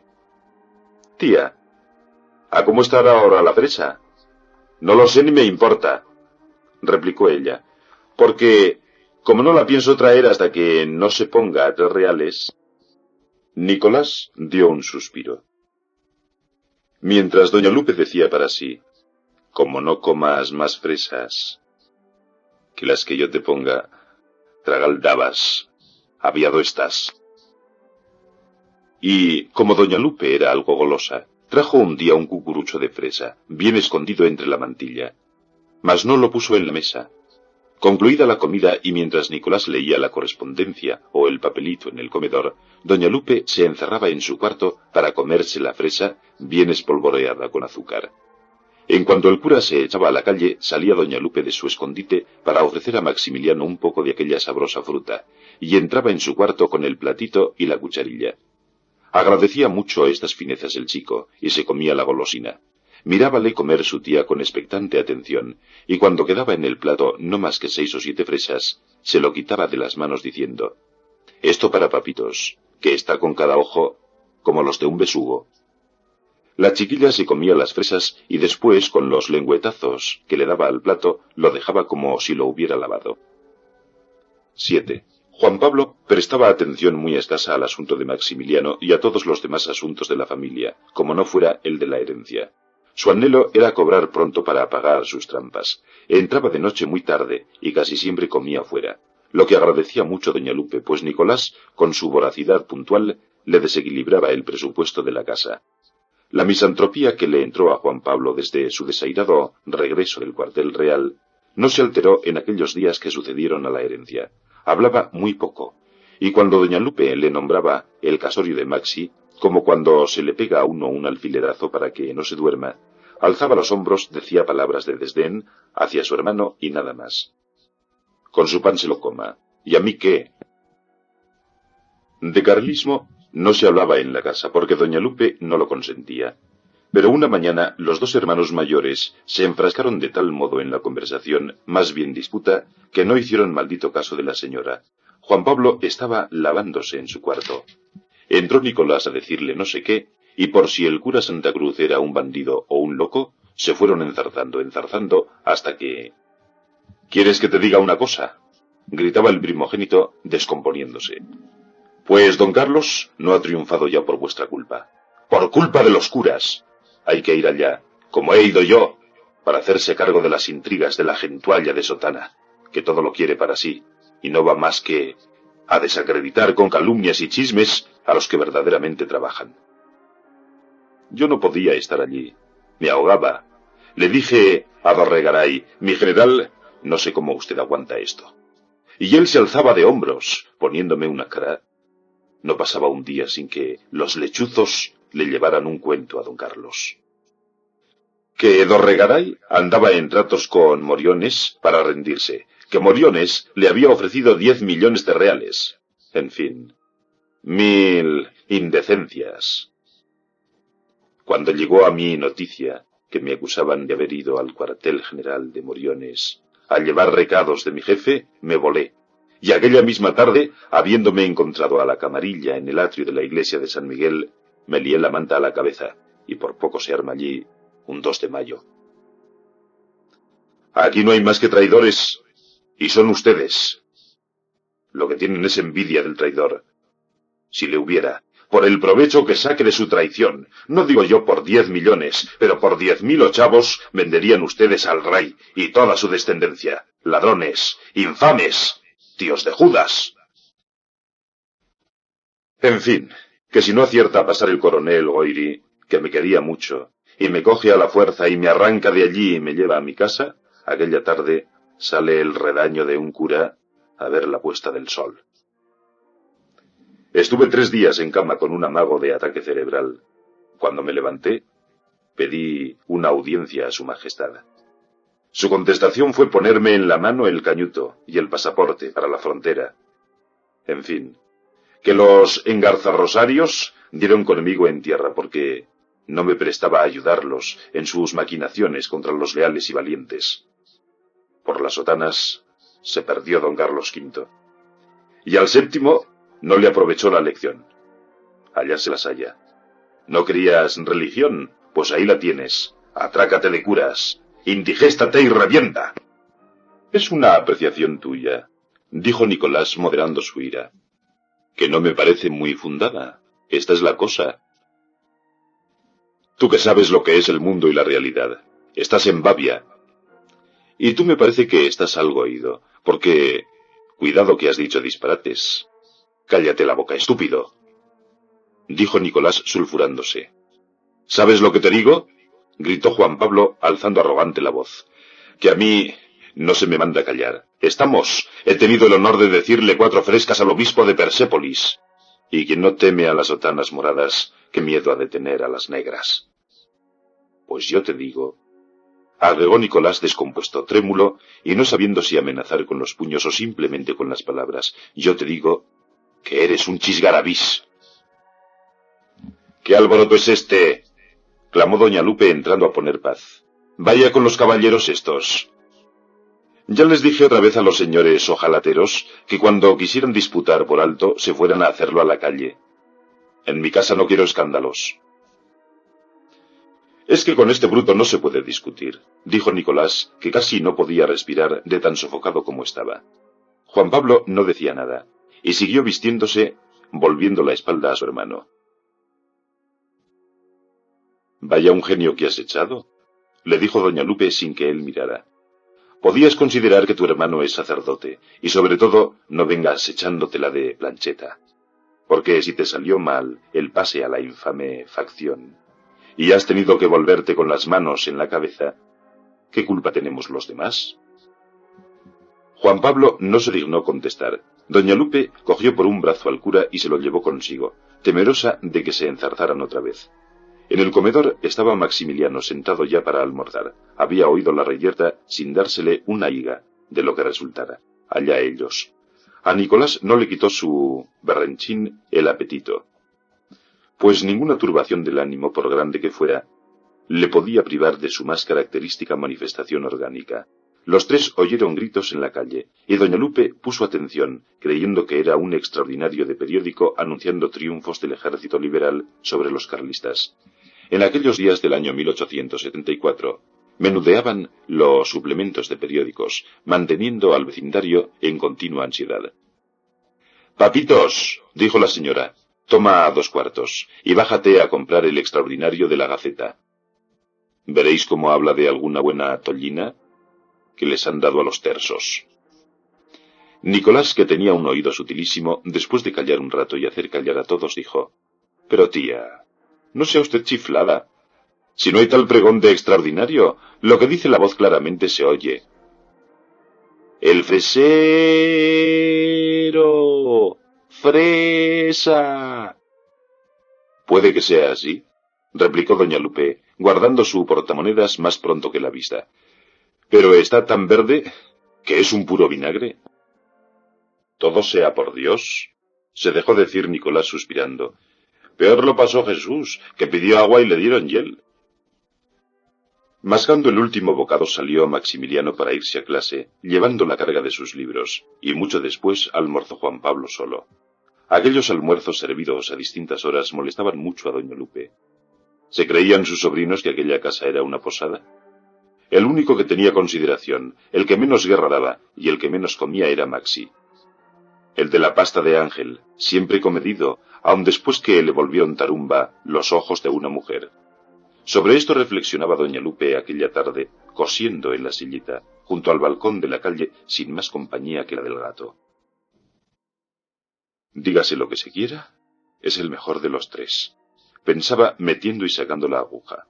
Mejor que el egoístón de Nicolás, mejor que el tarambana de Juan Pablo, que se quiere casar con una...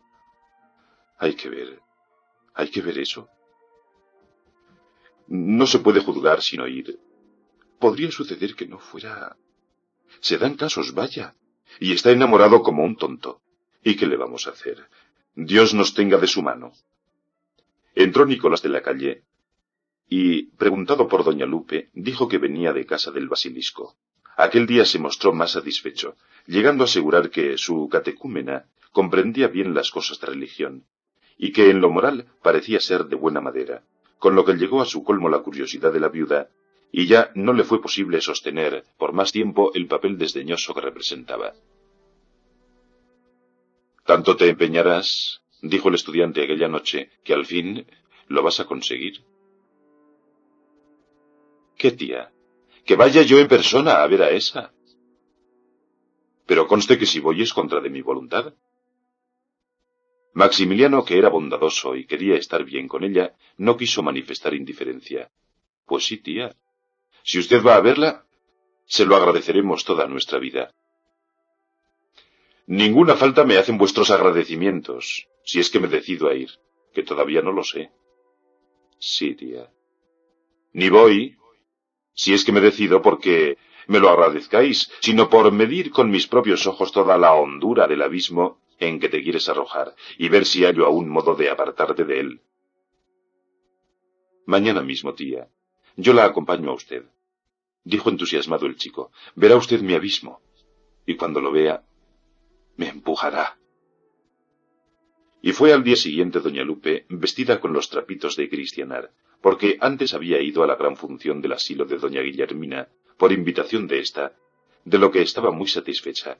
Quería dar golpe, y como tenía tanto dominio sobre sí, y se expresaba con tanta soltura, juzgaba fácil darse mucho lustre en la visita. Así fue, en efecto.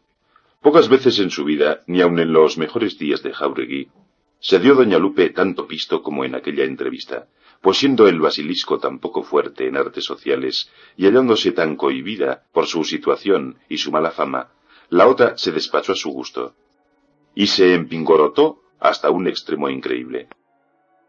Trataba doña Lupe a su presunta sobrina con urbanidad, pero guardando las distancias. Había de conocerse hasta en los menores detalles que la visitada era una moza de cáscara amarga, con recomendables pretensiones de decencia, y la visitante una señora, y no una señora cualquiera, sino la señora de Jáuregui, el hombre más honrado y de más sanas costumbres que había existido en todo tiempo en Madrid, o por lo menos en puerta cerrada.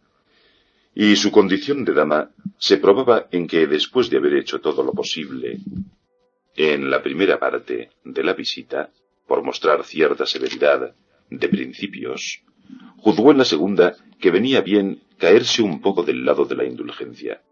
El verdadero señorío jamás se complace en humillar a los inferiores. Doña Lupe se sintió con unas ganas tan vivas de protección con respecto a Fortunata que no podría llevarse cuenta de los consejos que le dio y reglas de conducta que se sirvió trazarle. Es que se pirraba por proteger, dirigir, aconsejar y tener a alguien sobre quien ejercer dominio. Una de las cosas que más gracia le hicieron en Fortunata fue su timidez para expresarse. Se le conocía enseguida que no hablaba como las personas finas y que tenía miedo y vergüenza de decir disparates. Esto la favoreció, en opinión de doña Lupe, porque el desenfado en el lenguaje habría sido señal de anarquía en la voluntad. «No se apure usted», le decía la viuda tocándole familiarmente la rodilla con su abanico, «que no es posible aprender en un día a expresarse como nosotras. Eso vendrá con el tiempo, y el uso y el trato. Pronunciar mal una palabra no es vergüenza para nadie, y la que no ha recibido una educación esmerada no tiene culpa de ello». Fortunata estaba pasando la pena negra con aquella visita de tantísimo cumplido, y un color se le iba y otro se le venía, sin saber cómo contestar a las preguntas de doña Lupe, ni si sonreír o ponerse seria. Lo que deseaba era que se largara pronto. Hablaron de la ida al convento, resolución que la tía de Maxi alabó mucho, esforzándose en sacar de su cabeza los conceptos más alambicados y los vocablos más requetefinos. A tal extremo hubo de llegar en esto que Fortunata quedóse en ayunas de muchas cosas que le oyó. Por fin llegó el instante de la despedida que Fortunata deseaba con ansia y temía, considerándose incapaz de decir con claridad y sosiego todas aquellas fórmulas últimas y el ofrecimiento de la casa. La de Jáuregui lo hizo como persona corrida en esto. Fortunata tartamudeó, y todo lo dijo al revés. Maximiliano habló poco durante la visita. No hacía más que estar al quite, acudiendo con el capote allí donde Fortunata se veía en peligro por torpeza de lenguaje. Cuando salió doña Lupe, creyó que debía acompañarla hasta la calle, y así lo hizo. «Si es una bobona», dijo la viuda a su sobrino, «tal para cual. Parece que la han cogido con lazo». En manos de una persona inteligente, esta mujer podría enderezarse, porque no debe tener mal fondo. Pero yo dudo que tú... 8. Doña Lupe era persona de buen gusto, y apreció al instante la hermosura del basilisco sin ponerle reparos, como es uso y costumbre en juicios de mujeres.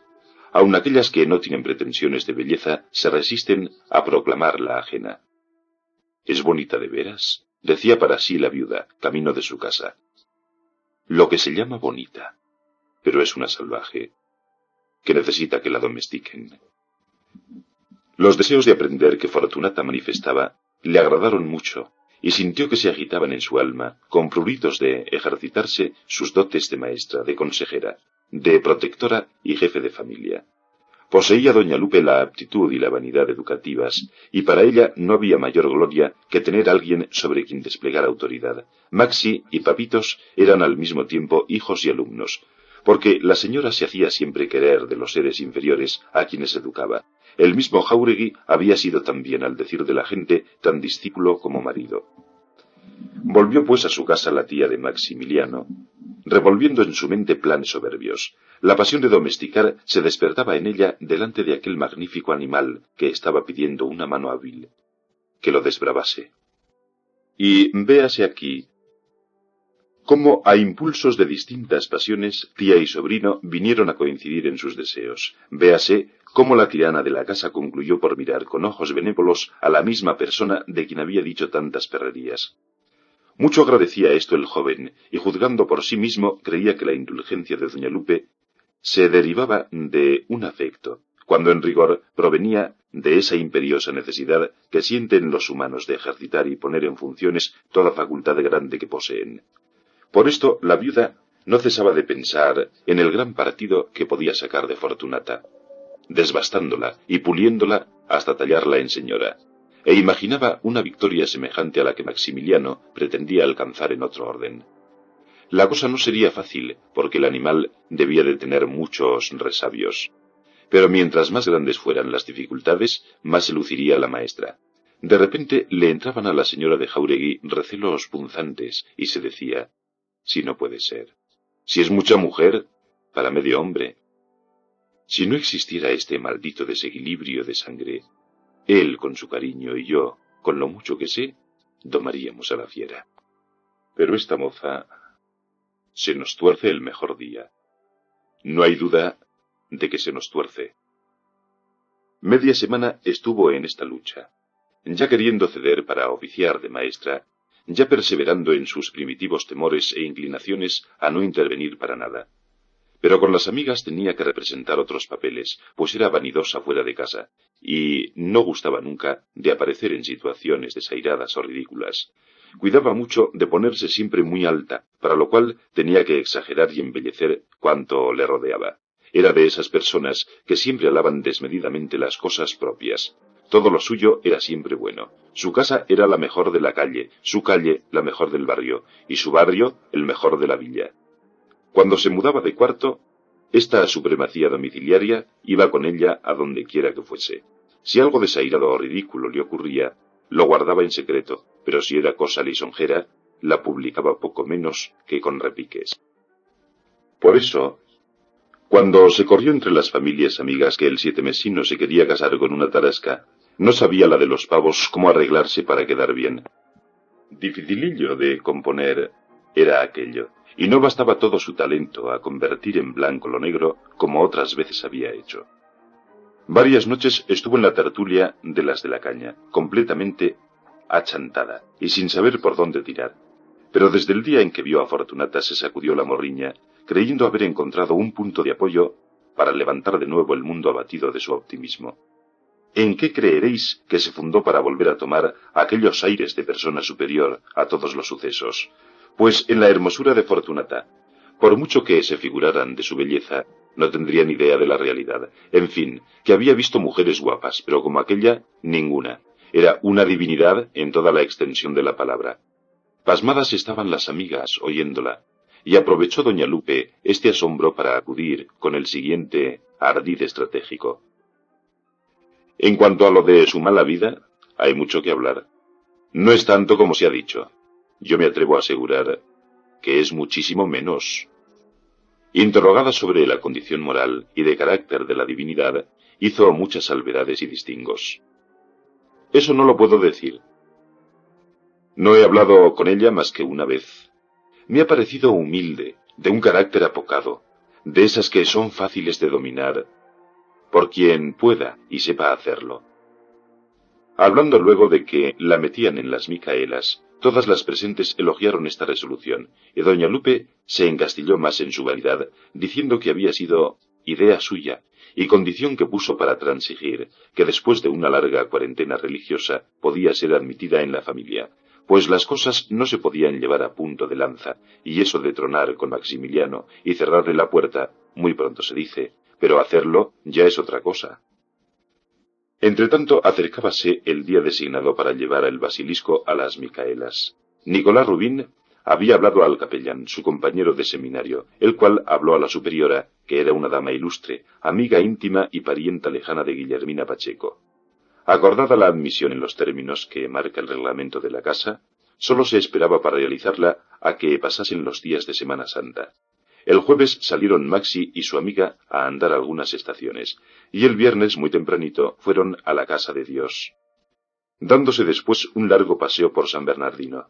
Fortunata estaba con la religión como chiquillo con zapatos nuevos, y quería que su amante le explicase lo que significaban el Jueves Santo y las tinieblas, el cirio pascual y demás símbolos. Maxi salía del paso con dificultad, y allá se las arreglaba de cualquier modo, poniendo a los huecos de su ignorancia los remiendos de su inventiva.